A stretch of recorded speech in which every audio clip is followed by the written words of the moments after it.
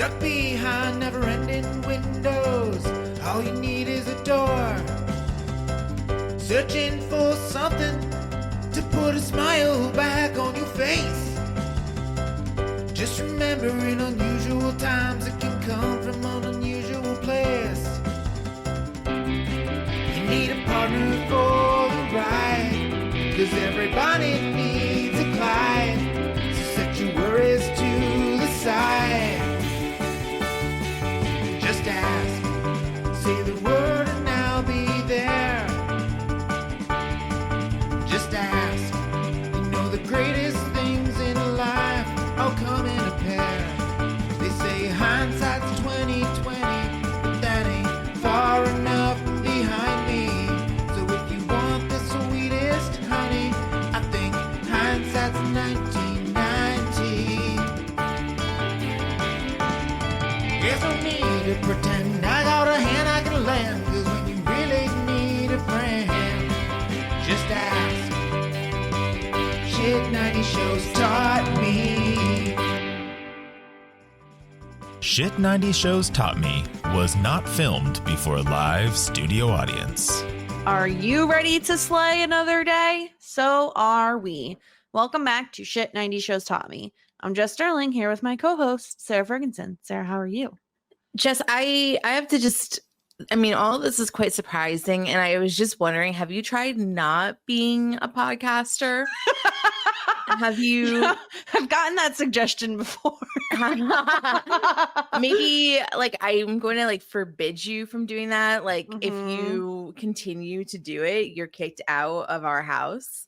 And You're never allowed back. Yeah. You're never allowed back. A tactic that has always worked. Every time a parent has said that. Literally always has worked. Yeah. I forbid it. This is so jam-packed. This two-part finale. It's called Becoming and Becoming 2. Becoming Becoming 1 and Becoming 2. Yes. Becoming 1. Oh, wait, that's a Spice Girls song, right? When 2 becomes 1. Yes. Yeah. So we're covering both parts of the season 2 finale of Buffy the Vampire Slayer. This is a huge momentous occasion. I feel like people have been kind of waiting for us to get to this point. I've heard some people say that this is their favorite finale across the entire series. So that's really exciting that we get to talk about it. And action-packed, the two-part finale. I just want to give people a heads up. We are going to be doing a little bit of a different approach because there's just so much that happens. We're not going to go kind of line by line, scene by scene. Instead, we're going to kind of go topics based and just chat about our thoughts. So just a heads up there. I also have some unanswered questions that maybe we can discuss, and we'll probably get a little bit deeper into those in our season 2 wrap up, which will happen next week. But yeah, we're covering the 2-part finale today. And I guess first question off the bat is, Sarah, what did you think? So, I think that I gotta be honest with people. I think that there's parts that I really, really liked about it. And I think that there's parts that I'm kind of pissy about it. Oh, interesting. Okay. And I feel as though that, I guess I didn't really see the death of Kendra nor Angel coming. And I think that when I first watched it, I watched both sets twice. I think that I was okay with, I wasn't really okay with Kendra because the thing is that I really like Bianca Lawson, and I don't know why Girly Pop can't get a full-time job. She just can never keep a job. We were really, really upset when she was kicked off Dawson's Creek. Well, there was that. There was Pretty Little Liars. She can't get a full-time job. And I don't know why I anticipated her to be here for the long haul. But oh, really?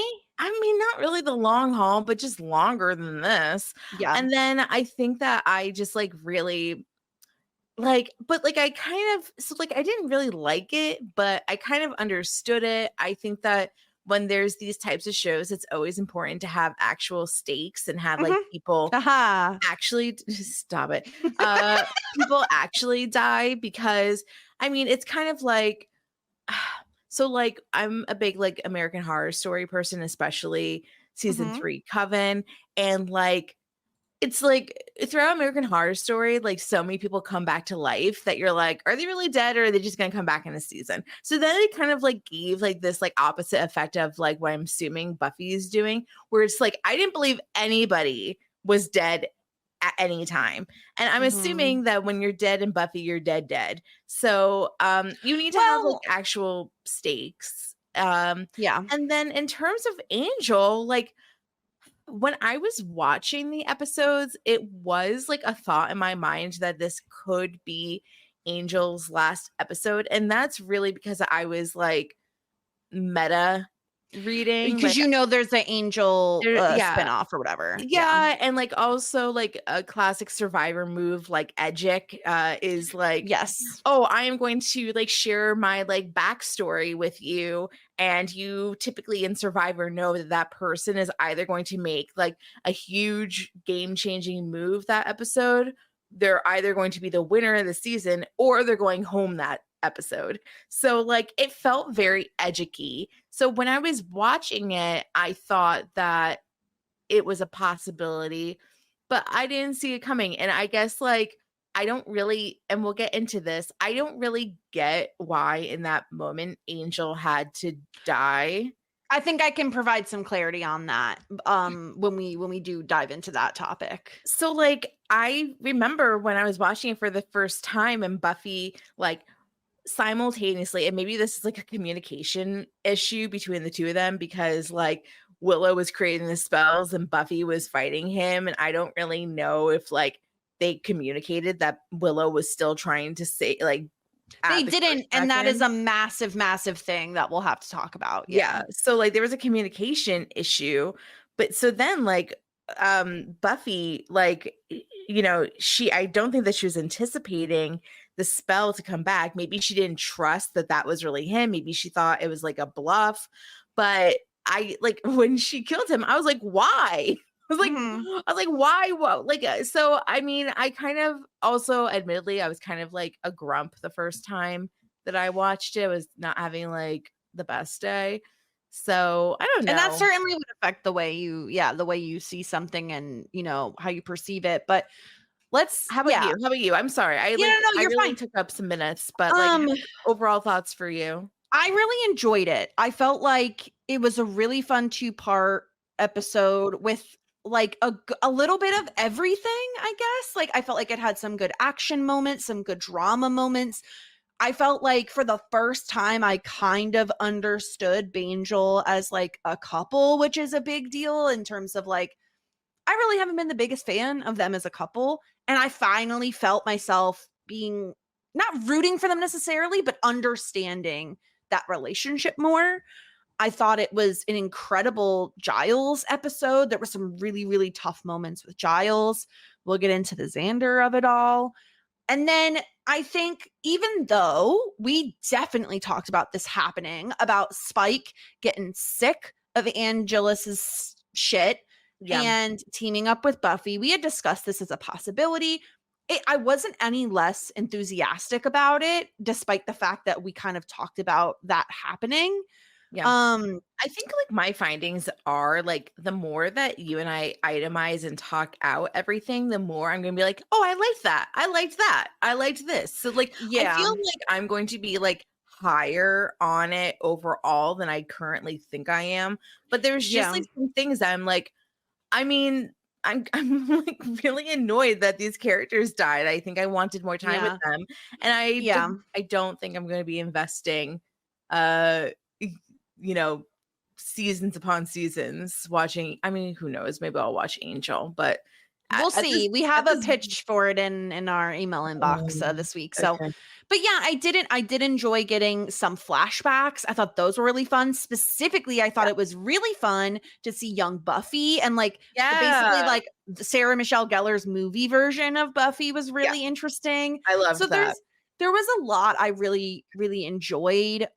If I had to like make certain critiques, like I would have loved more Oz, but like I kind of feel like I always Oh, feel that way. I don't Like really care. I would have felt like he should have been a little bit more involved in certain things. I don't know about that, but okay. Kendra, I thought she was kind of a one and done, and that maybe we would get her coming back to help Buffy at some point, but it never really dawned on me that like she would come back, especially not so soon. So while her death is tragic and shocking, I think that the more impactful thing about it is going to be the result of her death and the fact that Buffy is blamed for her death by like local authorities and whatnot. Oh. So I think that's going to carry, more weight and kind of affect the future of things more. But yeah, overall, I would say I did really enjoy it. I think the tricky thing is, Sarah, that we are watching a show that is like absolutely adored and beloved by its fans. And so I think the problem is then you get people, and this is not me saying don't send in feedback or don't tell us that it's more that people get hyped. And so then they hype up things and they say how amazing and incredible and it's my favorite and it's all these things. And so I feel like we go into things with like very, very high expectations Or low expectations, which is really difficult to live up to sometimes. I would say like I really, really enjoyed this episode. I found I was shocked at during moments and I was like excited during moments. So yeah, I think the only detriment is that we did know Angel gets a spinoff. So I knew eventually he would leave the show. So I wasn't exactly like shocked when Buffy kills him. The manner in which she kills him is shocking, especially after he's back to being Angel. But we'll get into all of that. Where do you want to start? Because we have so many topics to discuss. We have like the flashbacks, we have Giles, we have the Buffy and Spike team up. Like we can try to kind of sort of go chronologically if we want. Well, I just think that we should talk through the flashbacks because I think that the flashbacks is something that I actually really was excited to see and really enjoyed watching in both.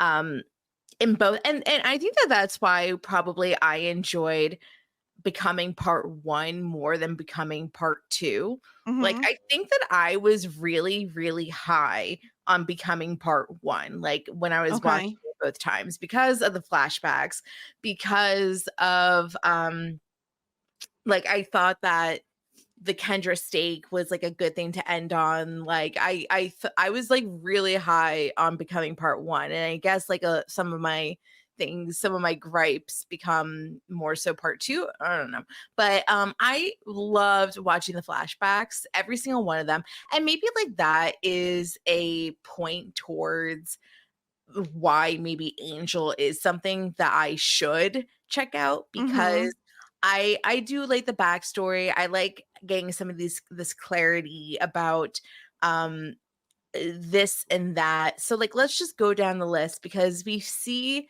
the first flashback we see is the very beginning of the episode, and we see Angel when he is a human, a young Irishman, the accent walking about.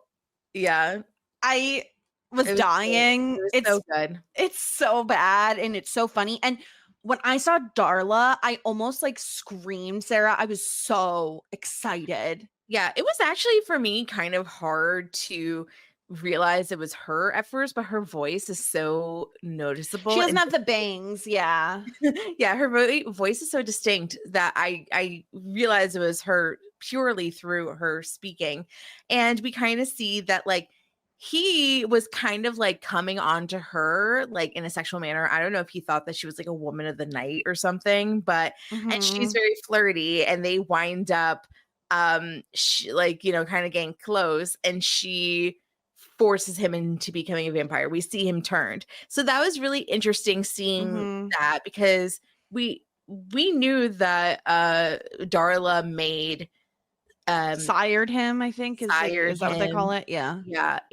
Angel. But it was cool seeing him in person. It was cool seeing, I don't know what, do you remember the dates? Was it like the 1700s or something along those lines? I think so, because I think he's been alive for like 200 something years. So that would track. Yeah, so we see them in like that garb. Of course, we hear the accent. So So I funny. I Yeah. really enjoyed watching that and seeing kind of like Angel was kind of like a dick in a way. Like he was kind of like, kind of like a womanizer as a human. Like he wasn't like a little pauper boy being like, "Hi, I'm an Irishman. I'm like an Irish farmer. I'm going to like sell my potatoes on the street." Like he was like being like a flirty, like he was like in his horny era. Mhm. So it was interesting to see that. Any other thoughts on like the very first flashback that we see? I really loved seeing him motorboat Darla after he got turned into Mm. a vampire. I found that to Yes. be extremely funny. Yeah, because it's very sexually charged, which Uh-huh. of course I like. So like she like cuts him and then like spreads the blood against her like décolletage and then like forces him to like suck on her tits and like that's how, Mhm. because as we talked about or like it got explained to, like there has to be like an exchange of blood, like Right. yeah. Yes.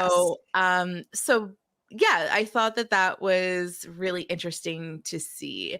The Yeah. next flashback takes place in England, and we see a young Drew who is going to confessional, and like Angel had, as in Angela's, has just kills the preacher or the priest, and Mhm. like is in the confession box, and Drew has been having her little like premonition visions, and she's like, I am a sinner, I like am coming from the devil, because obviously this is like Protestant, like like Heavy Catholicism. Yeah. everybody was a witch back in the day. Well, it's exorcisms are a thing, right? Like all those things are happening. I found this absolutely fascinating because it confirms that Drululu had powers Mhm. before she was made into a vampire. So Yep. this is very interesting because I mean, even in this episode, we get more talk of her visions and her powers and all of that.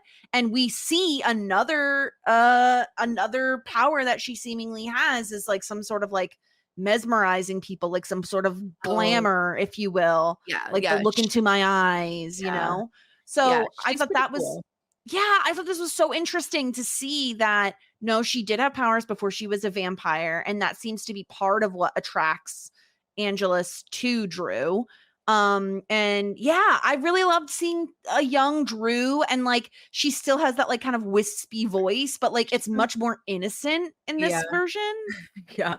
She's like, "Oh, I'm a sinner." Not really. Yeah. She's like, "I Yeah. want to be good," and Angel's over there being like, "You have to come to the devil. The devil wants you. You're Yes. bad. You're always gonna be bad." And she's like, "No, I Yeah. need to be good." It was great. Yeah, it was so fun. Yeah, but he, and I think like that was the first time he was introduced Yes. to Drew, and then and it was like the first time that like that probably just started the whole like obsession where he had like followed her, Right. probably because she was so innocent. I mean, I think that's part of the appeal, right? Like we know based on hearing them talk about it, like innocent blood tastes better, right? Like innocent Mhm. puppies, innocent babies, young Yep. kids, like their blood tastes better. I'm sure her blood tasted great. So, And I we, wonder, because like there's one thing about like, oh, I'm going to kill you, but then there's another thing to actually turn them. And I think that in my mind, Angel wanted to like utilize her premonition powers. I think that's a possibility, a strong possibility. I also think there is something in Angelus that just was obsessed with her because we know he like tortured her family, killed her family. I think it was like she was his plaything. Yeah. And then when he learns of these powers, I'm sure that's also very intriguing to him.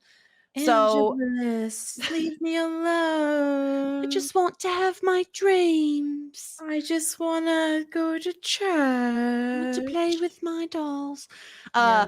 I love Drew and I love the scene. The next scene Oh no, is where yes, go well, ahead. hold on. I think missed one. it's now on the list because this next one, I have a bone to pick because we Yes. see Angel kind of okay, so we're in a forest. Angel is like running in the woods, and we see Oh, right. the Romanovis, I'm pronouncing it wrong. It's like Romanov Woods, some sort of date. I sent you a picture. 1898. Romanian. Okay, fuck it. I can't say this shit. Romanian. Whatever. Okay. No, it's not Romanian, but no, whatever. Romanian is what it looks like. Romanian, yeah. Woods, 1898. And we see this like the G word, like this plan. Yes. And they are doing a spell, and we see the Romanian princess being laid out on like a bed of roses.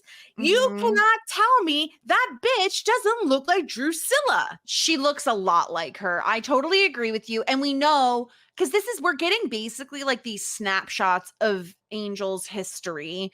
And this is the moment when he was cursed. So cursed, he gets his soul back. Yada yada. Yeah, I totally agree with you. From the light skin to the dark hair to the face shape, this looks like Drew. And I know we've been told that it's not Drew. Exactly. Like if y'all didn't tell us that this was, I would have fully thought it was Drew. I would have thought it was Drew. Like and I can't remember if there was confirmation like within the show, but like look at this snapshot. I don't know what point it was, and I took it on my phone while I was watching it. I'm like, that looks like Drew. I feel like, and it would track. Like, it really does track to me. It does. That, like, she like is getting. The only thing is that like, why would they give her a problem about having visions when clearly all these people are doing witchcraft in the woods? Like, that's the only thing that doesn't track. But maybe, I don't know. Maybe he was like, oh, this girl looks like Drew, so I'm obsessed with her now because she's like basically a clone. I don't know. Maybe he has a type. I'm not quite sure. But I was like, you can't tell me that. Like, it looked just like Drew. Yeah. And so this is him getting claims, cursed. This is what the thing is like he gets cursed, but then he claims like, I don't remember anything. And they're like, you killed hundreds of people. And he's like, I didn't do it. It's like, I thought that they like he retained part of the curse is that he has to remember that he's a dirty murderer. I think so. Yeah. I have a lot of questions. That was a very interesting scene that made me be like, excuse me. Like, I'm like, I am being gaslit every which way. Yeah. Well, yeah. And then, so now that he's cursed and he has to live with everything he's done, he travels to New York City. Yeah. And becomes a stinky guy. He's very stinky. It seems like he is without a home. He's eating rats once a month to basically survive. Oh, yeah. And he is approached by a new character that we meet who is also from Gilmore Girls. Is he? He is. He plays a really awful, annoying character in Gilmore Girls. Oh, just like in this. Yeah. Well, and this is my sole gripe. This is your gripe. The Whistler is your gripe. Mostly because I truly didn't understand his purpose. Like, he felt very additive. Like, if we're trying to trim the fat, I would just lose him. It seems like he's like some sort of like good demon or something who is here to help Angel and basically be like, bro, you're living off rats in the city. Let me help you out. We'll go to sunny California. We'll go on a road trip. Best buds for life. Road trip buddies. And we're going to go to California where it's warm and sunny all the time. And it's going to be great.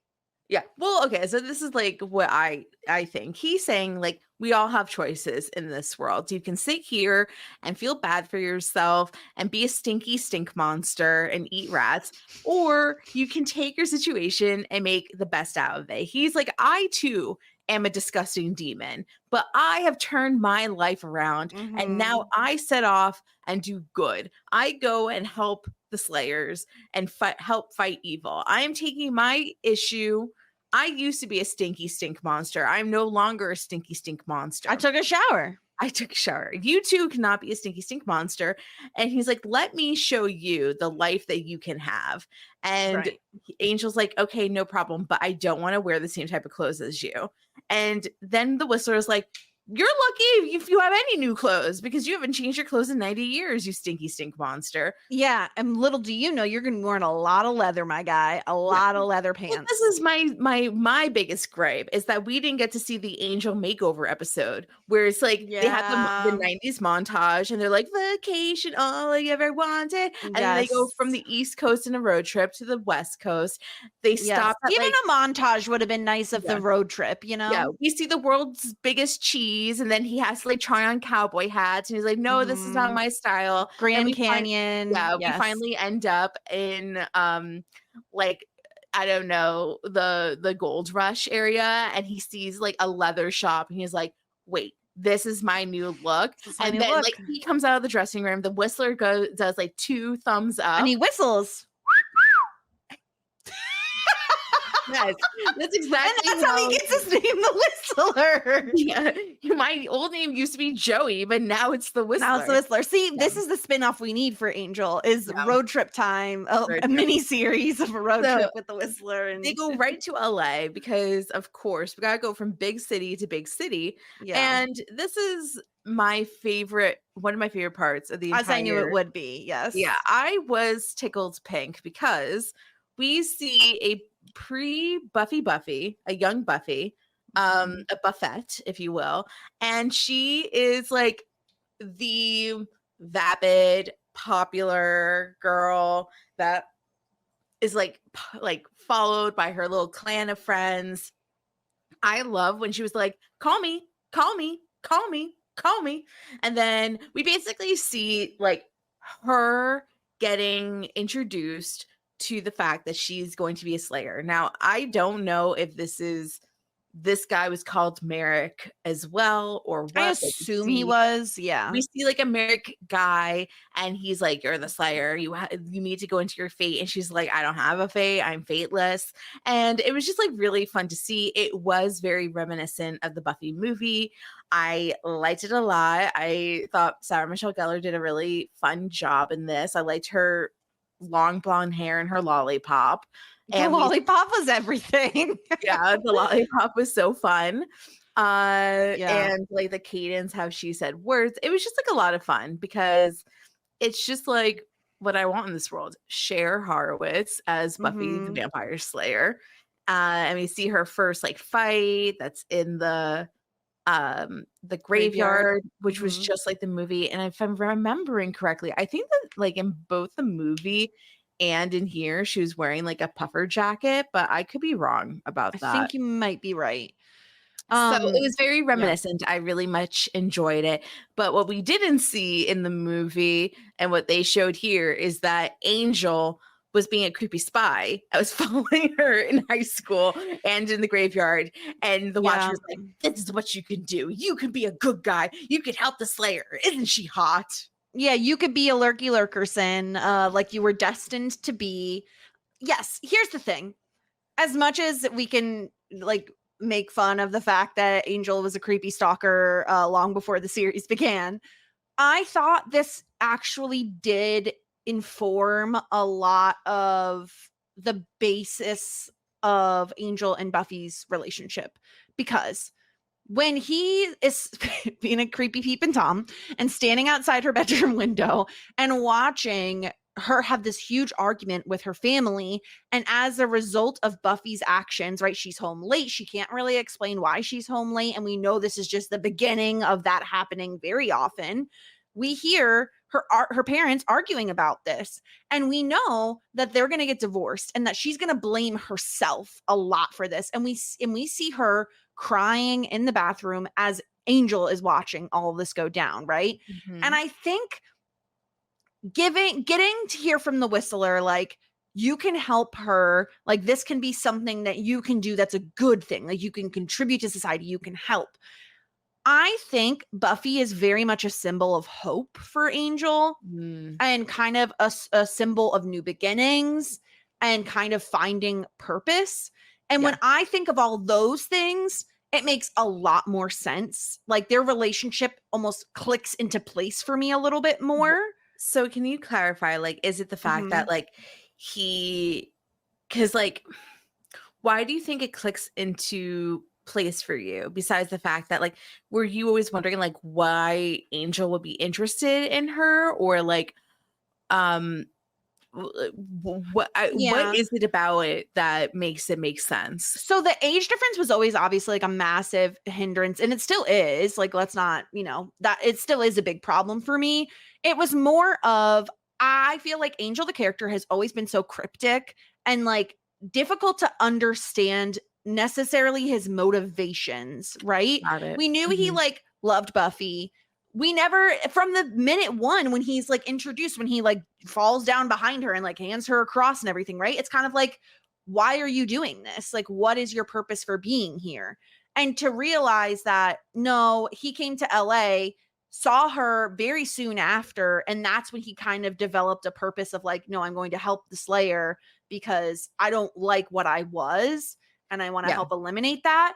I think seeing that moment kind of, it really helped me understand their relationship a little bit more, because for Buffy, it makes, it makes kind of sense. He's like this older, good looking guy, all that really tracked for me. It was more of like, what is Angel's story? And getting to see more of that, not even just this flashback, but like all of the flashbacks, I felt like really helped explain who Angel was, which, like you said, the spike in visibility is like, something bad's going to happen to Angel. But I just liked that they showed us the beginnings of this is hope. This is what my future can be, instead of this hopeless wasteland of being homeless in New York City and eating rats once a month to get by. Like, it gave him something to look forward to, something to strive for.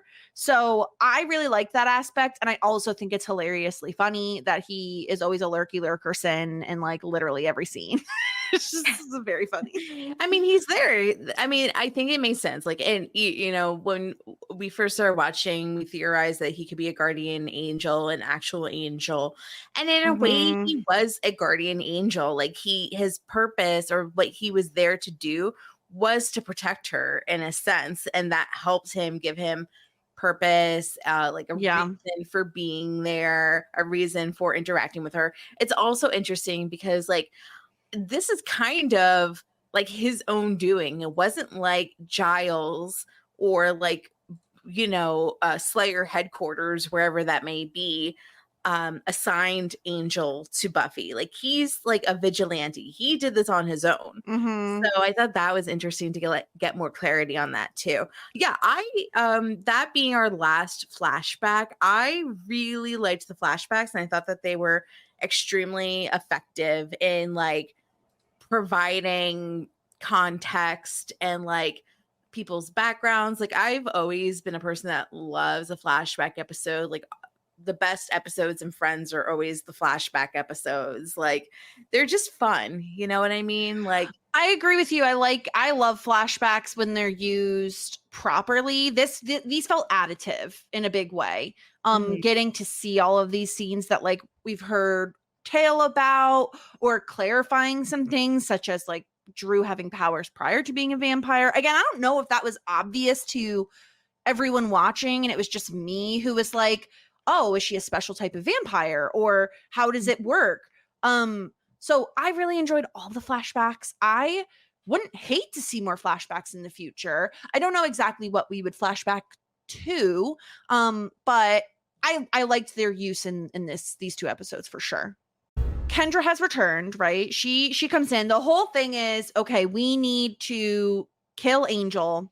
And the reason is there is this big rock, for lack of a better term, this artifact in the museum. It is the demon Akathla or something like that. And basically, this is where we'll get into the nitty gritty, Sarah, because I know I had to watch it twice and it was very confusing, in my opinion. Basically, the whole thing is, whoever is quote unquote worthy, a la Thor, and can pull the sword out of the stone, like the sword in the stone, will unlock the demon, and the demon will suck the entire world into hell. Okay. Once it's opened, only a worthy person can open it. And basically, the Scoobies are terrified that Angel is going to figure out how to unlock it and get the world sucked into hell. And so Kendra is here to help, and Giles basically he gets called in as like an expert on, you know, whatever, rocks and shit. And he is the one who's like, okay, Scoobies, we need to figure this out, because shortly thereafter, everyone at the museum is murdered and the artifact is stolen, and they know, okay, the vampires now have it. Yeah, I'm kind of like, in later in the episodes, Spike says like, hey, like, I kind of like the world. Like, we all say that we want to destroy the world, but we don't really. Like, this world is pretty cool. Like, Yeah, you know, you get like a little bit of everything here. Like, he calls people Happy Meals, which I thought was hilarious. Yeah.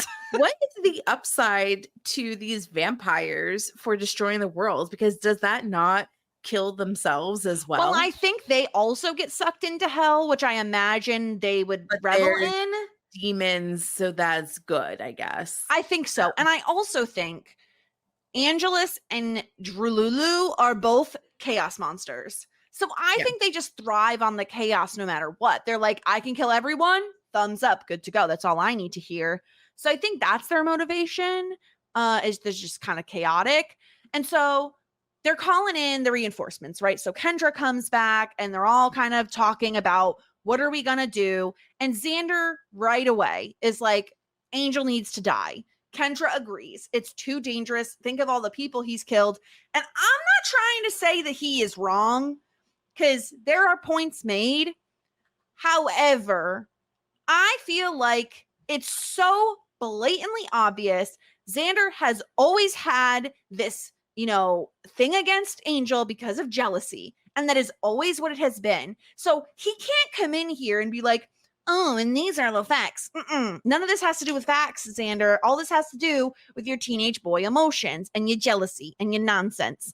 So I'm not saying there aren't parts of his, you know, his argument that are correct, but I feel like the reason he wants Angel dead is not because of anything Angel has done. Like, oh, what about Miss Calendar? Blah, blah, blah. He didn't give a fuck. He doesn't give a fuck. You know, like, he cares about Buffy and the fact that's her ex-boyfriend and he doesn't like him. Mm-hmm.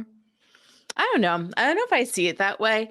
I because honestly, they've all been trying to kill Angel for weeks now. Like, they at this point in time, they don't really understand that there could still be a cure available to them. Well, isn't this post floppy disk finding?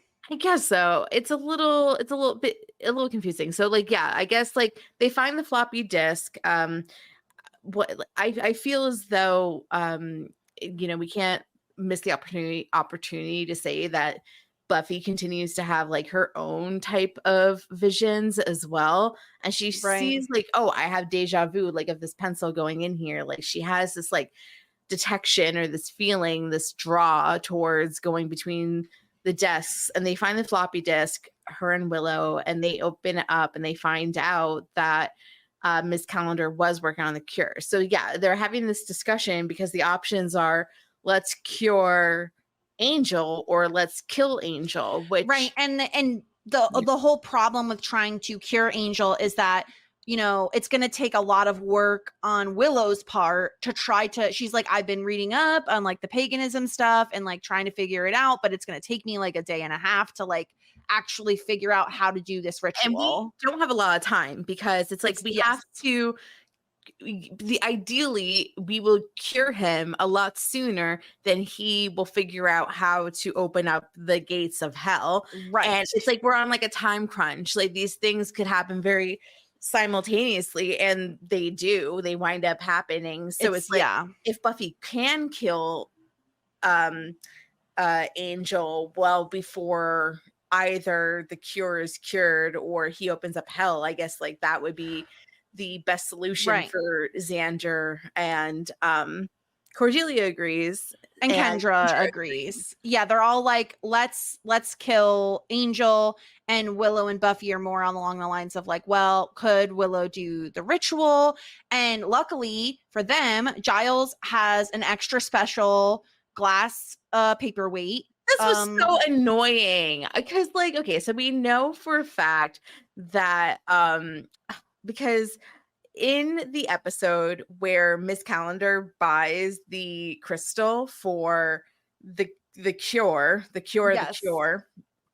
the anti-cure, we know for like, oh, he said like, yeah, people bought it and some people are just like using it as paperweights, blah blah blah. I thought that we were going to have to do like a full ass search, like a Horcrux search. Nah, it's right here, Like, beach. it's right here. Giles like just had it, and Got I one. kind of felt like that was a little cheap.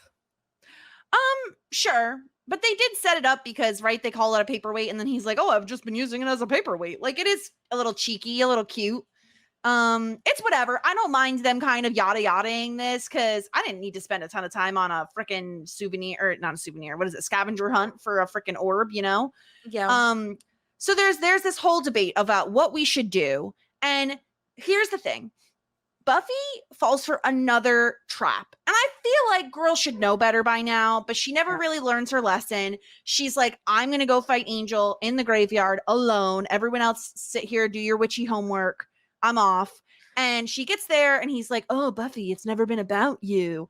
And Buffy, of course, has the realization and runs back to the library where the Scoobies have been attacked by a bunch of vampires.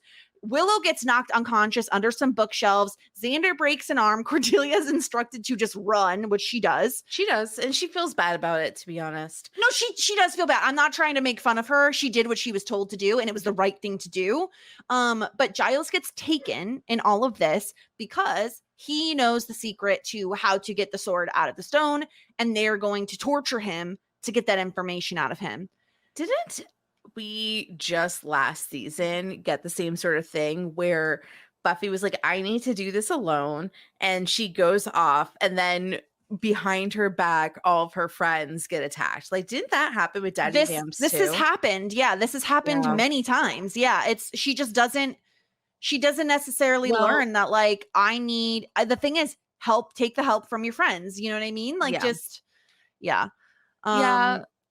It would have been better, but it's maybe she'll learn next season. I like, once again, this happens during like final season, like always. This it's just like, we only have this big attack at the end of the school year. That's it. Yes. So can I ask you how you felt about the torture that Giles goes through? Oh, well, I mean, like, I did like this because I thought that it was really cool to see this power from, well, there's like physical attacks, like Angel's like actually like hitting him and hurting him, which doesn't really, it's not effective. But what was effective was seeing Drew kind of do her little like finger wiggles with her ugly manicure and have her. So it's pretty sick, actually. Like, she transforms herself as like a glamour or whatnot, and makes her look like Miss Calendar and kind of like hoaxes the information out of him, which I thought was really freaking awesome. I loved this. I thought it was, first of all, really cool to see. I was so happy to see the actor that played Miss Calendar back. And this makes sense as like, I mean, psychological torture, I feel like, has to be more effective a lot of the time, especially against someone like Giles.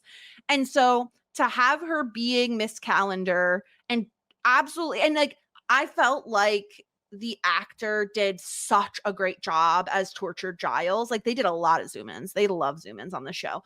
And he looked horrible. Like, he looked like he was actually being tortured. This was so effective. I especially loved because they immediately offer some levity when they have Drew like continuing to make out with Giles, and they were like, Drew, you're good. You could stop now. Like, don't stop making out with him. Yeah, she's like, I got a little like caught into it. I also liked when Xander came around and saved Giles later in the episode. Oh, yes. And he's like, no, like, I can't trust myself. Like, they're going to take information, like they're going to trick me. And I love that Xander was like, hey, like, if they were going to trick you, would they send me or would they show me? And Giles was like, facts. Wait, you're right. Let's go. I loved that. That was so funny to me. Yeah, I totally agree. And so they get the information out of Giles. And sorry, we had to backtrack a hot second because I glossed over, I should say, Kendra's death. Because when the Scoobies get taken when the Scoobies get attacked and Giles gets taken, that Drew Lulu makes an appearance. She does the like look into my eyes thing with Kendra. More finger wiggles. Yeah. Into Kendra.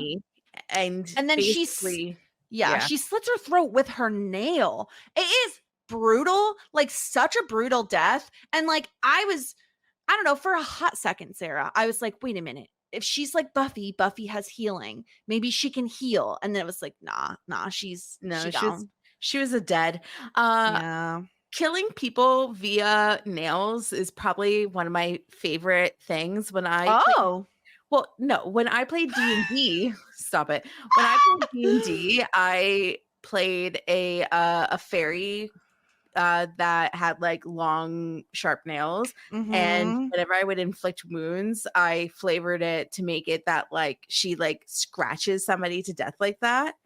And that was like my one of my favorite things to do. I loved this as in terms of it being a very cool death. Like, at least if we're gonna kill Kendra, have her go out in a cool way, you know? And that was a cool way.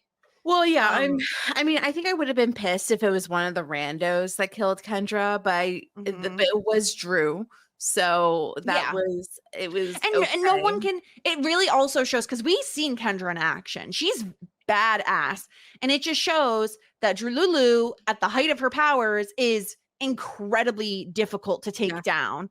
Yeah, Kendra was fighting other vampires for quite a while, and right before Drew comes in, she was surrounded by 3 or 4, so she was probably getting really fatigued. Like, Drew definitely like strategically wore Kendra out by the time Kendra like Drew came and Kendra died. It just sucked, because I really, really like Kendra, and I thought it was really interesting. However, remember when I told you that Eliza Dushkaboo is going to come into this show? You know Eliza Dushkaboo. Eliza Dushkaboo. Is that Kendra? No. Oh, no, I don't remember. Oh, okay. So you know Eliza Dushku. Do you know who that is? No. Can you tell me what she's been on? Can I Google her? Yeah, of course. Okay. She was on in Bring It On. Oh, her. Yeah, she's the like edgy one in Bring It On. She's going to be in the show. Oh, so, fun. Okay, I love her. I think 90s royalty. If I am, my guess is that Eliza Dushku is going to be the new Slayer. That would be fun. We're gonna have a replacement, and it's going to be Eliza Dushku. I'm gonna say she comes in as a villain. That's what I want. She's a villain. Also, I had something I was gonna say earlier, and I was gonna say I'm gonna put my finger on this as a thing that's gonna happen in the future, and I don't remember what it was. So when I remember, I'll bring it up. But just know I had a prediction, and it was there, and it was a good one. I don't know what it was. Okay. Anyway, and yeah. So the problem is Buffy, right? So she's sprinting back to the library in slow motion in this green jacket. We got so many emails about the green jacket. She's sprinting, she's running, green jacket flowing behind her. And she discovers. Wait, hold on. This is what I want to talk about. Why do all the girlies have to wear like really heavy, long jackets when Drew has to fight and she's in a jacket that's like to her ankles? I'm like, why can't we be in a cat suit or something that's a little bit more like flexible and this is why leggings were invented. You know, they're missing out on the spandex. Get that rayon pumping, baby. We need the rayon to pump. I just felt like, oh my gosh, like if it was me, I would be like tripping on that freaking. I'd be so irritated. Jacket, yeah. It'd be like the same thing. Like, I mean, at least the nails can be a weapon, but also long nails in a fight sounds terrible as well. Only if you're precious about your nails. Yeah. Which I'm very much not. They're very short though. So yes. So she runs. She gets back to the library. Kendra's dead. Problem is, cops have arrived. They think it's Buffy, and she's in a rush. She got shit to do. She got worlds to save, you know? So she's just the fuck out of there. And they're all, oh no, we got a runner on the loose. She obviously did it. We're going to definitely know it's her. It was Buffy. And of course, the principal is a fucking asshole, and he's, you know, oh, you're definitely Buffy and you're expelled and blah blah blah blah blah. Okay, so and then he calls the mayor and he's like, "Oh, I took care of it." So this is the thing. We've been speculating that that the principal is like some government official, like they okay. Phew. I thought that like obviously like he knows that Buffy's a slayer. I don't Yeah. know. We didn't know why he was giving her such a hard time. If the mayor wanted Buffy eliminated, then that makes me feel like, yes, we were right. Like he's some sort of like government adjacent person. However, who's the mayor? Is the mayor like a vampire as well? Like, is the mayor some sort of like Interesting. bad person that's trying to destroy Sunnydale or have it like overrun by vampires? Like, I do think that there is a connection between Principal Snyder to the mayor to the government to that school facility we saw the Invisible Girl go into. But then they don't want this shit to come out. Like they don't want people to know that there's paranormal stuff. So you would think that they want Buffy to be around to help take care of it, and keep this stuff under wraps. So I kind of feel like they are in on it. Like maybe they're like really power hungry. Like maybe they want to have this control over the hellscape or whatever the fuck it's called. Like I feel as though like these are just like not good people. Like this is bigger than like we are government. We want to keep things under wrap. Area 51, blah, blah, blah, blah, blah. Like this is like somebody is corrupt and is abusing the fact that like being in a higher power, like being in a government official gives you power, and power equals control.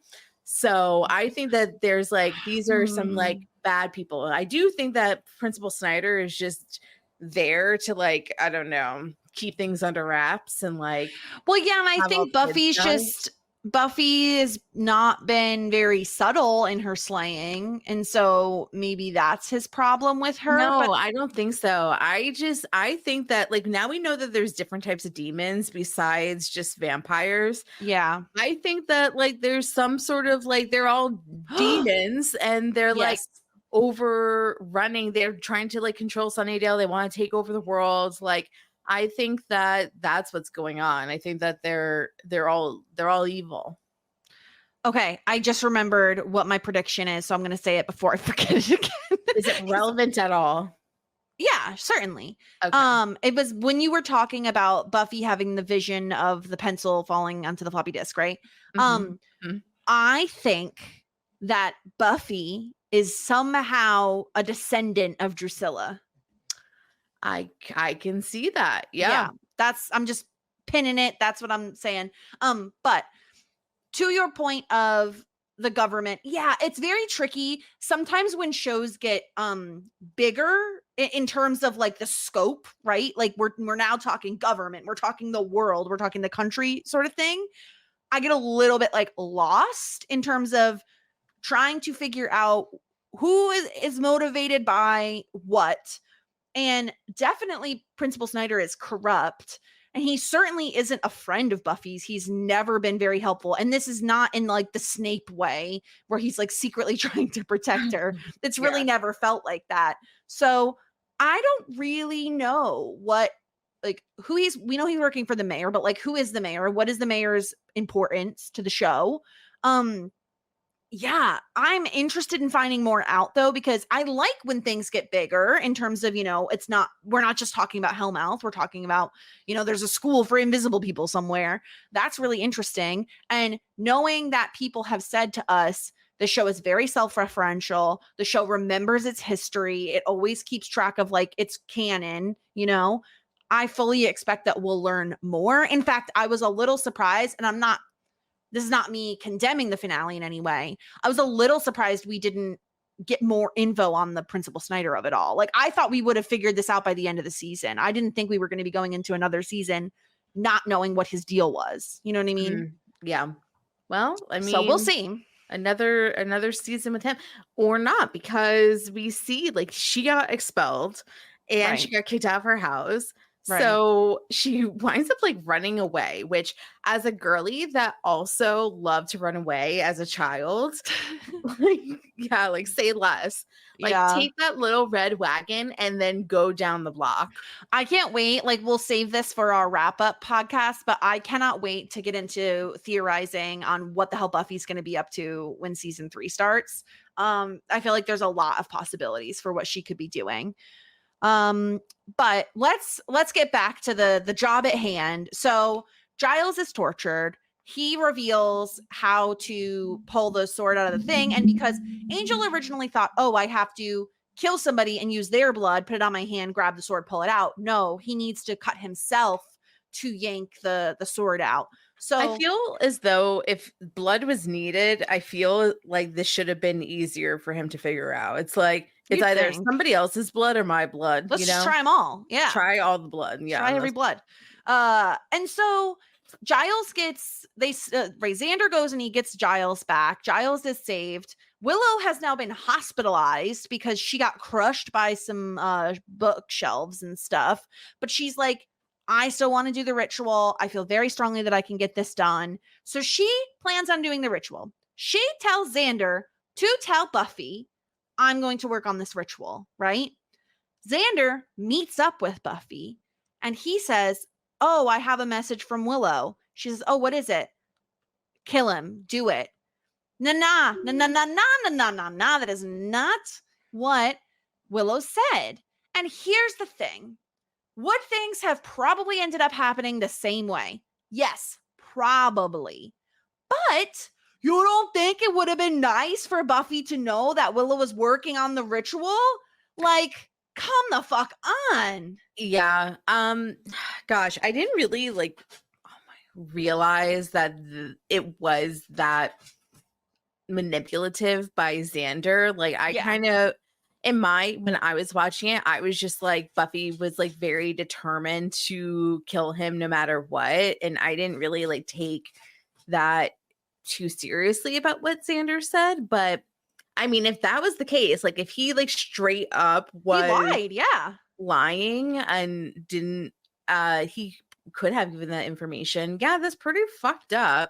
It's pretty fucked. And again, this is me again saying I am not necessarily I don't necessarily disagree with Xander that like Angelus doesn't matter, very dangerous, right? Like extremely dangerous because okay, let's play a pretend game of Angelus is back to being Angel, right? The curse is back on him. He no longer is a serial killer vampire and he is just back to being good old Angel. How do we prevent him from having the curse removed again? You know what I mean? Especially if he's still seeing Buffy. How are we going to prevent that from happening? Certainly there's a danger inherent in Angel's existence. Yeah. So I'm not saying Xander is incorrect. In fact, I would probably lean towards just fucking kill the guy. Like he has brutally murdered so many people and he's very dangerous. But Xander lying, I'm very interested to find out if that will come back to bite him because you have to Buffy is traumatized right now. She's leaving town, whatever. You have to imagine she's going to have time to sit and think about all of this and wonder, why didn't Xander know that Willow was going to be doing the ritual? Like, how else would this curse have been put back on Angel? Like, she's gonna figure it out. She's not stupid. And she's gonna have a conversation with Willow. Like, she's gonna figure this out. So I'm more interested in like how this lie will come back to haunt Xander possibly. But I just wanted to like explain all of that because it's very important to the end stuff with Buffy and Angel. Like it's very impactful in terms of what ends up shaking out there. Yeah, I just feel okay. So like talking about the death of Angel, they're fighting and what winds up happening is like it's like simultaneous. He is cured at the same time she is fighting him. And like I think like she knew it, like in a way, because like she saw like the goldy eyes. So she knew like, he was back to himself. Yeah. So it wasn't like the fact that like, oh, I'm not sure like, why do you think that she ultimately decided to kill him? Because of the risk that like no matter what, this is always going to revert back? No, because it was too late. He had already pulled the sword from the artifact or the demon. And once that sword was pulled from the demon was going to suck the world into hell if she didn't kill Angel. That was the only way to prevent the world from being sucked into like hell. Because they needed a sacrifice? I think it was because he was the one who pulled it. I'm pretty sure, but I'm not. You know that.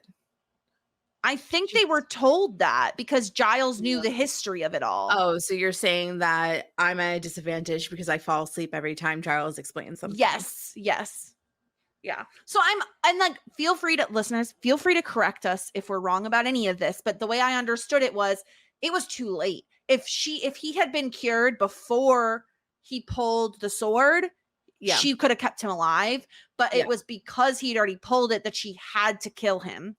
With this like fantastical sword that she gets from the library, you know, that they get from whoever, the Whistler, I think, has it or something. The Whistler. I am sour because like the thing is that like I did enjoy having him there, and I feel as though this is going to be very, I don't know why we keep referring to Harry Potter today, but this is going to be very like when Harry loses Sirius, he was so sad and moody, and blamed himself and like felt very alone in the world. And I just feel like it's going to be very like that sort of mood. Like obviously like she leaves, she's sad, she's expelled, she's kicked out of her house, she like had to kill her boyfriend. Like I just feel as though we're going to see a much darker version of Buffy next season. She's going to be in all black, maybe some eggplant. Like I would love to see gothic Buffy. Exactly, like heavy eyeliner. She's going to be like in a mood, and I feel as though like she's just going to be like living on the streets. Like she's going to get like a septum piercing. Like it's going to be like, okay, this is what we're doing. And I liked seeing Buffy in high school. It was fun, but also it's like girly pop like did not have time for high school. It makes sense for her to be like, no, I'm not going to graduate. Not everybody's going to fucking Belle. I'm going to murder you. Oh, so funny. You're going to be just like Angel. Dead. So Buffy does kill Angel, but we skipped a step here that it's super important we got to talk about is the Buffy and Spike team up. I was really excited to see this. I loved this. And not only I loved every aspect of this. So not only did I love them actually teaming up and her believing him and him being like, listen, I like the world we live in. Humans are happy meals, and I'm happy with my lot in life right now. I don't want to fuck it up by being sucked down into hell. So we got to stop Angel. And he says, listen, you do whatever you want. Just let me and Drew Lulu get on out of here, and we're good. We're all set. This was the trade-off. He was like, she was like, I want Giles. You want Drew. We take our own people. And that's that. And she's like, and he's like, I will leave immediately and never come back. You'll never hear from me again. That is impossible. Like, I do not see that happening. Maybe if they're both skipping town, maybe we'll run into them somehow together, but we're going to see them again. And the thing is that like, like really like what's going to be the blowback with Drew? Like he had to like knock her out in order to get her to, because she was like very upset that Drew was not having it. Drew was pissed the fuck off when Spike kind of stops everything. Like she is pissed. She cannot believe this. She tackles I think she tackles Spike, right? And then he eventually like takes her back with him. But one of my favorite things about this Buffy and Spike team up is when Joy gets involved in this whole thing, or excuse me, not Joy, Joyce gets involved in this whole thing, because then Buffy is trying to like explain away, oh, we're in a band together. And like that was so funny to me. I love the fact that like she's like Joyce is like, what do you play? And Spike is like the triangles, and like Buffy's like, "Ugh, no, I play the drums. It was so funny. And then and Yes. it's like it doesn't matter, it's a lie. But like Buffy was like, no, I don't play the freaking triangle. I play the drums. And Yeah. Joyce was like, what do you do? And he's like, duh, I'm a singer. Obviously, I'm the lead singer. Yeah, Yeah, that was this really funny. And then like Buffy had her little like I don't know, ski cap on, and she was just like looking a little grunge herself. She's just it was yes. a very funny thing to see. I love And this entire thing so and much. Spike was like, what, you like didn't tell your mom? And her Joyce was like, tell me what? And this is where we were talking about earlier, where Buffy finally reveals that she is a vampire slayer, and Joyce is like very in denial about it. She's like, can Yeah. you just choose not to be? Like, I forbid you to do this. She questions Buffy's sanity, like, is it all in your head? Yeah, she And wants to call the police. Like, and yeah, Buffy's like, we cannot do that. I am on the run. yeah, and Buffy's very like, she says to her mom, like, hey, like, you know, open your eyes, like, see what you've like, understand that you've been seeing stuff like for months now. Like, this explains all of it. And I feel as though like Joyce like just was not absorbing it. And Buffy's like, I gotta go save the world now. And Joyce is like, I forbid you to save the world. I forbid you to leave this house. And Buffy does. She does get access back into the house by the end of it, because she was like, if I'm leaving, I'm taking all of my good clothes with me. Yeah. So we That was end kind of funny. after this whole thing happens, after Buffy has to kill Angel, Spike and Drululu get away. Joyce now knows everything. She knows the truth. We see the Scoobies minus Buffy kind of gathering outside the school. Poor little Willow still in a little wheelchair. And Buffy is skipping town. So we really have and she's been expelled, right? So we have no idea what is going to happen with Buffy, where she's going to go. So I'm really excited to see where we start with season 3. But again, like, so much happened in these 2 episodes. And I'm curious to know, like, do you feel better about this finale having talked through kind of everything that happened? Like, do you have clarity on stuff? Yeah, like I mean, like, I do think that I enjoyed the finale. I just feel, I guess I'm just upset about losing Kendra and Angel. Like, I liked these characters. Like, I'm feeling like, I don't know why I'm like so bothered by it. I just feel like I liked the romance between Angel and Buffy, and it just like makes me like sad. And like, I don't know if I'm like it's going to be darker next season, and I feel as though like I liked the levity that like being just like a high school girl could bring. And I feel as though we're going to have like a change of scenery next season. We're going to have like a change of vibes. And like, I mean, this is the thing, like, people get older, life gets more difficult, especially when you're a slayer or a superhero. Like, things get tough.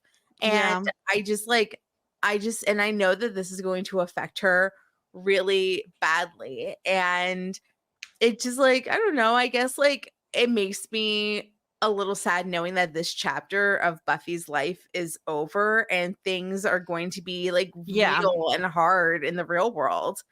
And I guess and then in terms of Kendra, like I liked Kendra. I think like I can absorb Kendra's death a little bit more, only because like it makes it so much realer that like for Buffy that like I too can die in an instant. Like I'm not immortal. Like Kendra was like my equal essentially.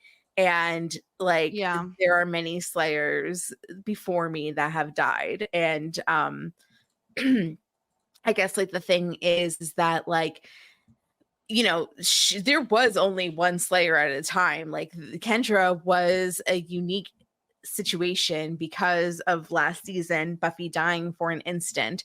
And then I'm assuming now we've like split off and made like two separate family trees of Slayers in a way. So we're going to have to get another one. And is it just going to be like a revolving door of Slayers? I don't think so. Yeah, I don't think so. But I understand your point of like we get Kendra back and then she's gone, and like is this going to lead to a depressed Buffy? Like, and is that gonna be difficult to watch? But I think these episodes did so much in terms of now Joyce knows, which is great because we don't have to play the game of like, oh, we're gonna hide from Joyce and sneak out of the house and all was that. in denial. No, but at least come on now, man, like get your shit together. Like, the truth now. And so I loved that. And something we kind of not glossed over, but like didn't stop down on too much was that scene between Buffy and Angel where he is Angel again and she like kisses him and then tells him to close his eyes and kills him was so emotional. Like it was such a good scene that yes, it kind of like stinks to lose Angel, but I more see it as it like opens up the world for other possibilities for Buffy. I feel like with Angel alive, regardless if he was Angel or Angelus, Buffy was only ever going to want to be with him. And so this is a huge loss for her, like multiple losses back to back very quickly, her own life very much in danger. And I think between that and Joyce knowing it's really going to change Buffy. And I think it gives her even more like depth and dimensionality. Mm-hmm. So while it like stinks to lose Kendra in this way of like, I agree, I would have liked to have it open for her to come back in the future and help out because I thought her character was fun. And I think we also, I don't know, at least I'm very biased in that I still am upset about the whole thing with Dawson's Creek. So like, I wanted almost like redemption for her on this show, if you will. Like I said earlier, like this girl cannot get a full-time job. It sucks for her. It really does. But yeah, I think this really opens things up for season 3. And what would have really stunk is if we left it on like a cliffhanger or something, like it felt very full circle. We closed a lot of doors. We we wrapped a lot of things up and we leave a lot of space come season 3 for what can happen. So I'm really excited to see it. I mean, even if we get a little bit of like a sour, jaded, emo Buffy, I still think it'd be really interesting to see it, to reference another. Buffy is still Buffy and has her Buffyisms, like then I think it'll be okay. She might be even more snarky, Yeah. She could be. Yeah. How soon do you think that Spike and Buffy are going to be together? Oh gosh, I'd say like 5 episodes in, no more than 5 episodes in. That's soon, you think that they're going to? I think so. And you know why? Because I also think, well, yes. Oh wait, you mean together? Yeah. Oh, I'm so sorry. I thought you meant like on screen together. You mean like in a relationship? I felt like they had chemistry. They definitely do. But I think the problem is Drew Lulu. How Spike is obsessed with Drew Lulu. How are they gonna? Spike is obsessed with Drew Lulu. He only has eyes for Drew Lulu. I don't know. I'm not gonna lie. Yeah, I can see it and I can ship it. I could ship it. You're into it. I could be into it. He's a bad boy gone good. Exactly. We love a redemption arc. We love a bad boy. And like, I don't know if you can redeem him because he's a vampire and like he's naturally bad and blah, blah, blah, blah. It's like, okay, because you didn't, remind me again. I apologize. You never watched True Blood. Is that correct? No. Okay. I'm going to vaguely spoil True Blood as if anyone gives a single fuck. There is a character in True Blood. I think his name was Eric, and he was played by a Skarsgård, one of the Skarsgårds, Alexander Skarsgård, I think, the one from Succession. Anyway, he was played by him. Very, very tall, blonde hair, but he was like evil incarnate. Okay, so Sookie was dating. Honestly, who gives a fuck about this guy's name? Stackhouse was dating a Bill. That's what his name was, Bill the vampire. But he was more like an angel. He was like. And he hated killing people, so he eventually went to like drinking the fake. It's called True Blood. It was like fake blood, but it helped vampires. Yeah. Eric is much more like a Spike. Like he's very evil kind of thing. What they did was, first of all, him and Snooki had chemistry, baby. Uh-huh. Eventually, something happened to him. He got hurt and he like was, I don't know if he had amnesia or like something happened to him and he became very nice and he like followed Snooki around kind of like a puppy. And then they started developing like a real relationship and they got really close and they dated and it was so good. Their relationship was so good.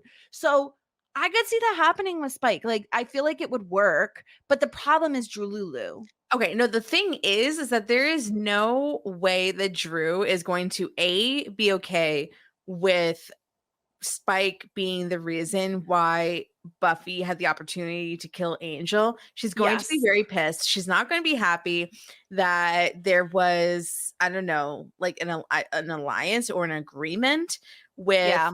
Spike. Like she's not, I think that this is the end of their relationship as we know it. Like I think that Drew Interesting. is not going to like tolerate the fact that Spike went over to the other side. And the reason why Spike went over to the other side was to get Drew back because he was jealous. Like he didn't like Drew and Angel and them being together and their chemistry and then like dunking on Spike all the time. Like he did it to be with Drew, but it's going to backfire on him because how he did it risked or like eliminated Angel, and that is not going to make Drew happy.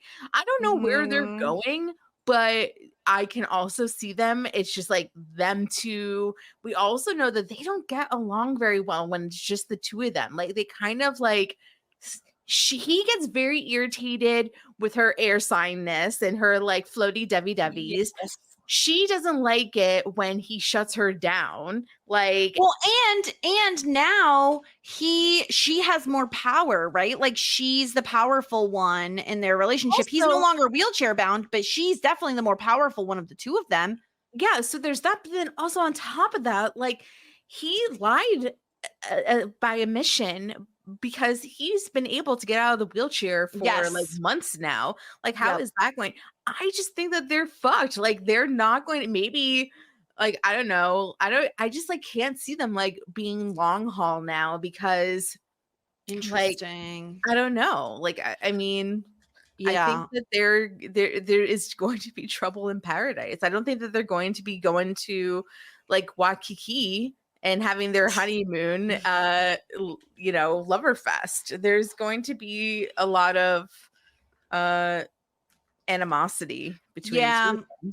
I think you're right. I mean, I think you're right in that there is going to be animosity, but I just also, I don't know. I feel like Spike will go to the ends of the earth for Drolulu. So we'll just have to wait and see. Obviously we could speculate more next week on our wrap up.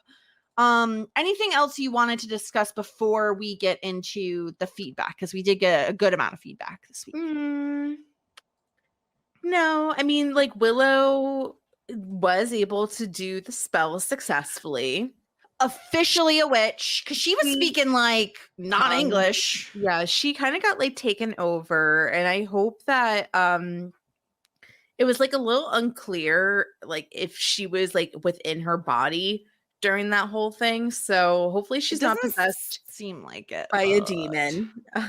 Yeah, we'll see. I loved that part. I was like, go you, get it, Willow, be a witchy witch. I liked Cordelia and Oz helping in that moment. Cordelia was like in charge of the herbs, and Oz had to like help out with the Latin speaking. Oh wait, maybe it was Latin she was speaking. Yeah, I think it was Latin. I really loved that. I love Witchy Willow. We saw this coming, and I was happy for it to happen. Yeah. Also, like maybe being knocked out for that long, maybe that is like part of her like harnessing powers. I'm not sure. I'm very confused like what her actual injury was. I thought it was a head injury, but then like why I thought are it was we a head injury. Yeah, so then are we wheelchair bound because like her equilibrium is off? Like why are we Oh, maybe she hurt her leg at the same time. I don't know. They were like, we have rented this wheelchair and we are going to utilize it. You're because gonna fucking use it, bitch. It costs $78 a day and to borrow this wheelchair, and you bitches are going to use it. So Yes. Yeah. Oh my gosh, so funny. Okay. Let's get into some feedback. So first of all, we got a very exciting email from Joy. And at the very beginning of this email, I am going to talk a lot about Joy's pets because we asked her and she so graciously wrote out all of this. And she had she had an update cat. for us. She had like a cat that had two cats Two that cats that had kittens. Yes. Yeah. Okay. So she said she appreciated our offer to help with naming all the animals, but her husband has a tradition of naming all their animals after TV or movie characters, which I really love. And boy, did we have fun with naming 16 cats. Actually, I think it's 18 because before he rescued the 4 with the 2 pregnant mamas, he also rescued a couple of month-old kittens that were in a sewer during a storm. Oh. Anyway, that's what started this whole adventure, apparently. So here we go. So here are the names. The pit chihuahua is Mabel from Gravity Falls, which a great dog name, Mabel. The first 2 kittens are Riley and Jonesy from Letterkenny.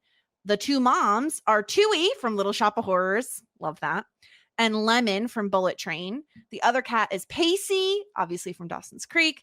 There's a kitten named Tangerine from Bullet Train. For the 12 new kittens, there are 4 dark tabbies named Bodie from Point Break, Doc Holliday from Tombstone. Yes.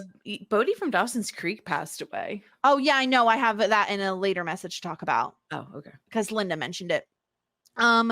Bodie from Point Break, Doc Holliday from Tombstone, Cash from Tango and Cash, Danny Rojas from Ted Lasso. There's also 1 full orange tabby with very little white named Thomas O'Malley from the Aristocats. 3 orange and white tabbies with differing amounts, both named Remy, Gambit from X-Men, Nacho from Nacho Libre, and Fred from Angel. And there's a white and dark spotted tabby named Gizmo from Gremlins and a white and blue gray spotted named Happy from the anime Fairy Tale. And then there's ones named Buffy and Blanche from Golden Girls. Cute. And then Bartok the Bloody Magnificent Scampede. What? Okay. So that one was named Bartok the Bloody Magnificent Scampede, but turned out to be a girl, so they changed it to Blanche. And so we asked them, are you keeping any of them? And Joy said, as for who we're keeping, it changes. Cash, Doc, Gizmo, and Thomas O'Malley have found new homes already. We love that for them. The definites that are staying are Happy, Bodie, Remy, and Blanche, but possibly Buffy and Danny Rojas as well. Plus, my husband adores Tangerine, who's a cuddly purr monster, so we'll see. Lemon and Tui will be fixed and then become indoor-outdoor. They don't like the dogs. Apparently, they also have a Dachshund Corgi Pug mix named Cujo.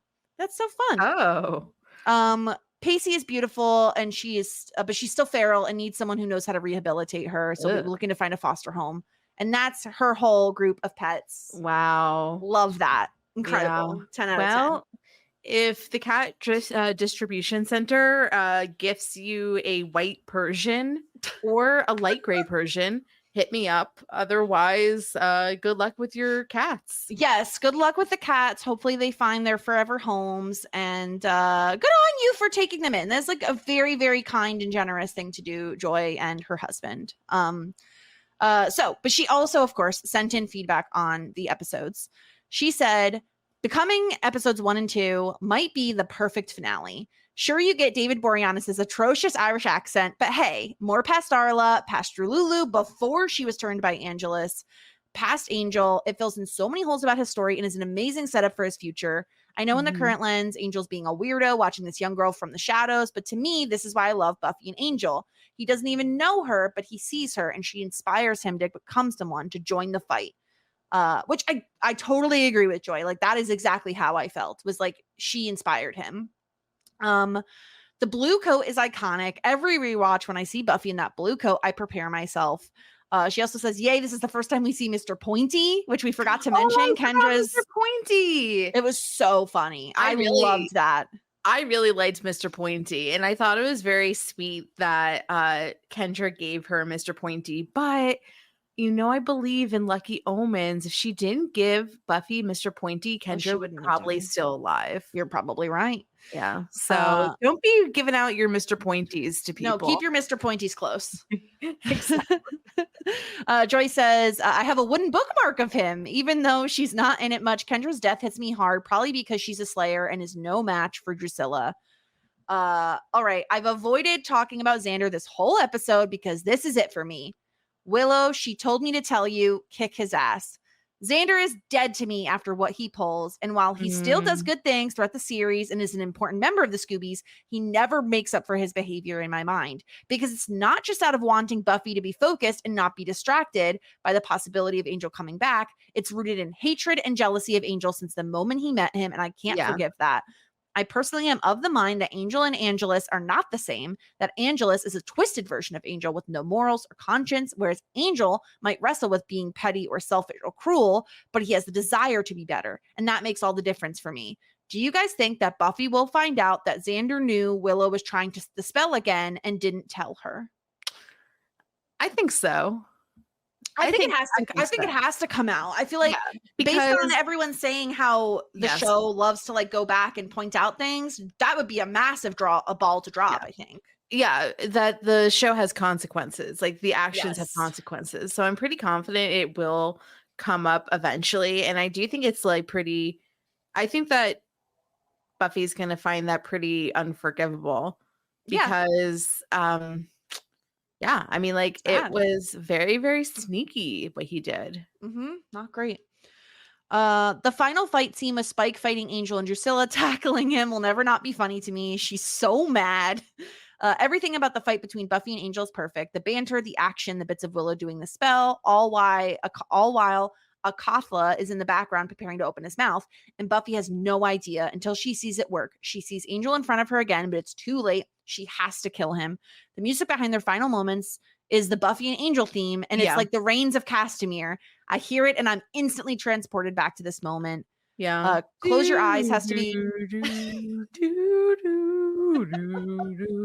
Oh, should I play the sad music? No, that's Felicity's sad music. It's a different sad music. Don't be disrespectful.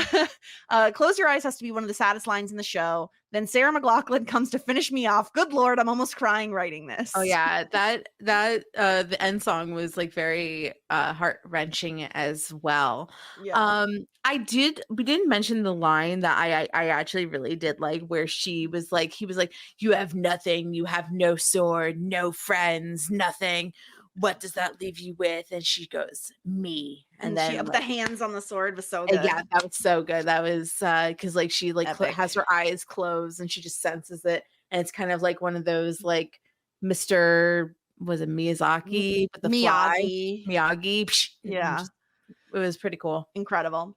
Yeah. Drake finishes, season 2 is done, forever my favorite. And as for your question about my favorite big bad, it's not Daddy Vamps. LOL, sorry. Rude. I can't tell you the name or anything about them, but it's season 5 and maybe season 7 or season 3. It's very hard to choose because they're all just so good. So Joy, what's the deal? You don't like a hardworking, a single dad who works 2 jobs, foster father who loves his kid and never stops? Yeah. Like, is that what you not like? And likes a little pain with his pleasure, multifaceted. Yum. He was down there for 3 score, Joy. 3 score, waiting for your love and approval. Yeah. And you said no. So thank you so much for your email, Joy. I read all of it. And I really, really appreciate you going into all the details on the animals, because I love animals and I love to hear about people's pets. And if you want to send in photos, I will not turn them down. Joe sent in an email. This season shows you why you have to watch and recap Angel. The growth of Angelus's character and other characters that may or may not show up on that show. So good. When Buffy has to kill Angel to save the world, my God, I blame Xander. He has his moments of, I swear I didn't write this. He has his moments of good, but even in real time, I didn't like him. He has moments where you're like, I like him, everyday guy, then just an absolute terrible person in so many ways. And Joe also gave us a note. I've enjoyed listening to this so much. I've actually gone back and watched Dawson's Creek. Wow. Listening to the podcast. Apparently he says he watched the Dawson's Creek in real time when it was originally on. Pacey and Andy forever. That's what I'm talking about. Yes. Yeah, That's Pandy. We were big Pandy big Pandy fans. stands. Yeah. He says, I didn't care who Joey was with. I'm in season 2 now, and we're watching the beginning of Pacey and Andy is so much fun. It really is. Yeah. Those Thank you were so some much, Joe. glory days. They were the glory days. Thank you so much, Joe. We appreciate anybody who's like, oh, I like these girls. Let me go back and listen to their old content. That's always fun. Okay. So to go into it, we got an email from Linda, and she mentioned that Obi Nadefo, I think is how you say it. The guy who played Bodhi, unfortunately passed away this past weekend. That's so sad. It really is. Yeah. I mean, we always said that. We were like, we want more Bodhi. Where is Bodhi? Why is Bodhi not home? Yeah, no. I mean, so- like, I was very invested in the Bodhi Bessie, that very Yeah. cold baby. Baby Alex? Very, Was very that his cold name? Was that baby. his name? Alexander? Yeah. Yes, baby Alexander, He's yeah. freezing. He was always outside. He was freezing. No, I really, really liked them, and I thought that I really liked him. It's so tragic. He was relatively young, was he not? He was only 51, and Yeah. unfortunately, 10 years ago, he lost his legs in a hit and run accident, which I don't think we knew about this. He was like leaving a yoga class and was hit by a car and lost both of his legs. So like very obviously like a survivor and like someone who should be admired. It's really tragic. It doesn't say what the cause of death or anything was. But still 51 is extremely young. So our hearts go out to his family. It's really, really sad. And we enjoyed his time as Bodhi on Dawson's Creek. So thank you, Linda, for also I didn't hear that either until Linda emailed it in. I saw freaking, I can't remember anybody's names anymore. What's his face? What's her face? Joshua Jackson? Michelle Williams? No, hold on, stop it. I'm just gonna keep saying names. No, Dawson's mom. I saw her post. Gail. I don't know the actress's name. The actress who played Gail on her Instagram. Oh, she posted about it. Okay. Yeah, I mean, tragic, really. But Linda did have some thoughts also on Buffy. David Borniata says Irish accent is beyond cringy. I love how we get flashbacks throughout the episode of different characters beginning. Starla siring Angelus siring Drew. I don't want to be an evil thing. Girl, you do it so well, though. This is so true. Angel being cursed with his soul and living his life with penance, then trying to take Felicity's stalker crown. That is hilarious. Buffy starting her life as a Slayer, meeting her first Watcher, who isn't Merrick or Giles, so he can just beat it. Is he not Merrick? Who is he? We don't know. They never name him. I don't think so. Man. At least if there was a name, I didn't hear it. I know it's probably a super unpopular opinion, but I would agree with what Xander says to Buffy. It feels like she just wants to forget how Jenny was murdered so she can have her boyfriend back. Jenny's final act was trying to restore Angel's soul, though, so I guess I'll allow it. And of course, Giles is using the Orb of Thessala as a paperweight. That's what that orb was called. Orb of Thessala. Orb of Thessala. Do you want an orb? Is this like drugs? No, it sounds like do you want an orb? No, it's a crystal ball, you freaking nutcase. I'm asking you if you wanted an orb of Thessala. You know what's funny is when I saw that orb, it did remind me of a paperweight my mom used to have. And I'm not even just saying that for laughs. It really did look like a paperweight my mom used to have. Yeah. Does anybody use a paperweight anymore? I don't think so. I don't know. I mean, where is the paper going? I feel bad for all the paperweight producers. They're, the distributors and the manufacturers. Anyway, Buffy Summers, queen of always thinking she knows best and leaving everyone else vulnerable. Nope, she never learns. Not everything is about her. Kendra and Mr. Pointy deserve so much better. Well, Mr. Pointy has a new home now, He does. He was rehomed. Mr. Pointy's not is not an orphan. No, he's fine. He's living on. He's not lucky Splinters. stick. Yeah. Very, very, it is very pointy. Mm-hmm. Yeah. Also, Linda brings up a while back, we were discussing Drew's nails, and I decided to hold my thoughts until this episode. They killed my Kendra, so nope, not a fan of Drew's nails. Yeah. Drew's nails are ugly. I love them. Oh, do you want to hear a secret? obviously. I don't know if I should say this out loud, but You're gonna have to now. okay. So like there's like a trend on TikTok of like people showing Okay. off their manicures, and they're Yes. like, I'm gonna show off my manicures every time I get them done until I get like engaged. And you're making a face. Okay. The whole point is every time a certain person gets a manicure, they're gonna go on TikTok and show off their manicure. Well, it's going to be in like a Oh, it's not like a daily thing. It's like, oh, they're making a montage video, like a compilation video a of all compilation. It's like how many manicures it takes until I get engaged. That's a little sad, isn't it?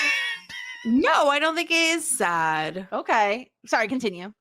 No, I don't want to tell the story anymore. Well, now I need to know the rest of the story. No, I think that anybody with half a brain was going to understand where I was going with that. So Have you been doing it? I don't want to talk about it. You put me down. Didn't mean to put you down. Put me down. I have a stomach ache. I'm just not a big fan of when it's like, oh, when will the guy propose? You know, it's like, you propose, you do it, get it done. I don't want to, Jessica. Okay, so don't. Get out of here. Okay. All right. That was off the rails. We might have to edit that out. I'm not editing that out. Okay, behind the scenes story from Linda. Kelly Donovan, Nikki's twin brother, aka Xander, I think, did his stunts. According to Nicholas, during this episode, he was sitting in his trailer and people came running in saying Kelly's okay, he's alive, but he had to go to the hospital. Something went wrong and his arm was actually broken during the library scene. Really? Interesting. Oh. Also, So- Linda says, go ahead, Yeah. sorry. No. I it's like an authentic cast. Linda says that she's gonna reveal in her next email that's right after this one what her senior quote was. I don't think we talked about this yet. Well, no, we did mention senior quotes recently. No, I know, but we were gonna reveal them in this episode, I think. Oh yeah. Okay, well, definitely Linda's is like something to do with Dawson's Creek. Yeah. It probably is. I don't know. I haven't read the rest of it. I have no idea what the answer is. I mean, Buffy's her favorite show, so maybe it is a Buffy quote. Oh, it could be. Do you want to reveal what your senior quote was? Yes, I will reveal what my senior quote is. Are you Googling it? What are you Well, I'm doing? trying to remember Oh, what it was. Okay, so my senior quote was from Rocky Horror Picture Show, incredible. and it was "Don't dream it, be it." Oh, that's a good one. Mine is not good. Okay. Just gonna say that. Okay. Over the summer, I really loved this one song. This is so cringy and ages me, like it just ages me. Okay. Do you remember the song Thunder by Boys Like Girls? No. Do you want to play a little ditty? I don't know what that is. I really don't want to. You want to sing it? No, I don't. What is it? Thunder by Boys Like Girls. Boys. It's like the chorus is "Your voice was the soundtrack of my summer." That's like the chorus. I don't know if I know this song. Okay, it's fine. Anyway, that was my senior quote. Your voice was the soundtrack of my summer. It's dumb. What does it mean? At the time, I like associated it with my boyfriend, which is like gross now. Okay. Anyway, who's the modern woman now? obviously you. Obviously. Okay. Let me get back to Linda's email. Okay, so this is what her senior quote was. Bottom line is, even if you see them coming, you're not ready for the big moments. Nobody asked for their life to change, not really, but it does. So what are we? Helpless puppets? No, the big moments are going to come. You can't come. You can't help. It's what you do afterwards that counts. That's when you find out who you are. That's what Angel said. It was an Angel quote. Yeah, it was an Angel quote. Okay, so you were right. It was Buffy. Yeah, it was a Buffy the Vampire Slayer. That's a good quote. Yeah, that's a good one. Yeah. Yeah. But that's what a senior quote's supposed to do. Like, it's supposed to inspire Jessica. I know. I didn't do it correctly. Not I love the dick of my high school boyfriend. I'm telling you, I'm ashamed. Okay. So It's very embarrassing, and I revealed it on a podcast, so everyone's welcome. Okay. Linda says that she does love the Whistler. She really loves the foreshadowing in the line. In the end, you're always alone. You're all you've got. That's the point. That's so depressing because, you know, you find companionship so you don't die alone, but everybody really just dies alone, right? Okay. We're really gonna end this podcast on a great note. Yeah, I would say. Linda brings up the really incredible Waz cuteness of my head. Is it big? No, it's head sized. Oh, that was good too. Yeah, your head is head that. size. Yeah. Yeah. In order to be worthy, you must perform the ritual in a tutu. I love when Giles is in ultimate badass mode. Yeah. I mean, he was gonna get smacked around for that one. Yeah. Yeah. Also, we forgot to mention that Linda brings this up in her email that Joyce like also throws a glass at the wall when like she finds out about Buffy being a Slayer, which is not super And then great. Buffy is like, "Mom, you're drunk. Have another drink." Yeah. That was tea. That was tea. It breaks my heart when Buffy's talking about how she wishes she could be gossiping about boys or studying, but she can't because she needs to save the world again. So much on the shoulders of someone who is just a kid. Yeah, I do feel for Buffy, and that's why I don't want her to be Dark Buffy next season. It makes me so depressed. Yeah, I just want her to be like fun and fresh. I would love a little bit of emo Buffy, though. A little bit of emo Buffy. No, like I feel like she's still so young to be that like that hard. Yeah, but she's been through shit, you know. Like if she wasn't having a tough time, it would feel disingenuous. That you know. Yeah. Well, maybe she'll go traveling. Maybe this is her gap year. I would love for this to be Buffy's gap year. Buffy's gap year. She's just gonna go backpack across Europe. Oh my gosh. And then I really love this from Linda. I can just feel Jess fuming when Xander tells Buffy Willow said to kick Angel's ass. I feel like she is going to hold this against him for the rest of the series. That's me, not Buffy. I honestly don't know if things would have ended up much different had he told her Willow was doing the restoration spell. I can agree with that. I don't know that it changes much, but I still feel like it's a shitty thing to do. It's a shitty kind of guy. Linda also points out Drew doesn't need to breathe, so a chokehold wouldn't make her pass out. Vampires don't breathe. So then what do you think happened there? I think the show is just like she needs to breathe, so let's strangle her. Yeah. Oh, okay. Yeah. Even as someone who feels like Angel is so beyond annoying, watching Buffy finally get Angel back and have to kill him breaks my heart. I still to this day can't listen to Full of Grace by Sarah McLachlan without crying. The season finale guts me. Let's finish this with a fun fact. During the end credits, instead of saying "Grah," the mutant enemy monster says, "Oh, I need a hug." This is the first of 6 times throughout the series he does something different. That is so fascinating. I love that. Cool. That's really cool. And that, ladies, was the emotional roller coaster of Buffy the Vampire Slayer season 2. I hope you had lots of fun. It's one of my favorite seasons, and I'm excited to see where it falls on your list in the future. Yeah, I mean, it really was a great season. I'm excited to talk about it in our recap next week. All in all, yes. We'll see if I'm able to do like a little rewatch just to take it all in again. Because it was great. Like we got a lot of really great new characters. So it was a powerhouse of a season. Yeah. Especially that Go Fish episode was really good. Oh my God. What? Yes, the Go Fish episode was great. So we'll, as a reminder, we will do our season wrap up next week, and then we'll dive into the premiere. Do you want to know the name of the premiere right now? Might as well tell you. Sure. And it's a really weird one. I don't know how to take this. It's called Anne. A-N-N-E. Anne. Maybe a woman named Anne. Maybe that's Buffy's new alter ego. She's Anne. That would be fun. Yeah. I love a little disguise, you know? Yeah, she's like, I'm Anne, definitely not Buffy. Don't look at me. Yeah, don't call me Buffy. Call me Anne. I'm Anne. Just a normal girl. I just want to be a normal girl. Everyday average Anne. That's what they call me, average Anne. Only over the shirt, Anne. It's like, oh, okay. my gosh. So next week we'll be talking about season 2 all together.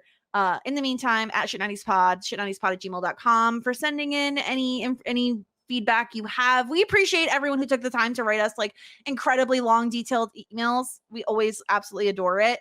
And yeah, in the meantime, I'm at the Jess Sterling. Sarah is at Sara Fergenson. I recently guested on 2 podcasts over on Crying Laughing Pod, if you want to check that out, where we talked about the alleged It's Always Sunny in Philadelphia Abbott Elementary crossover that's coming up this season of Abbott. So go check that out. It's a ton of fun. If you like sitcoms and you like people chatting about sitcoms, go check out those podcasts. Anything new for you, Sarah? Nopers. All right, go check out Whirlwind Podcast. They got a ton of stuff going on. I'm currently watching Veronica Mars for the first time and listening to those podcasts, and it's been a ton of fun. So go check those out. That's what I recommend. Anyway, that's everything. So until next week, here endeth the lesson. Just ask.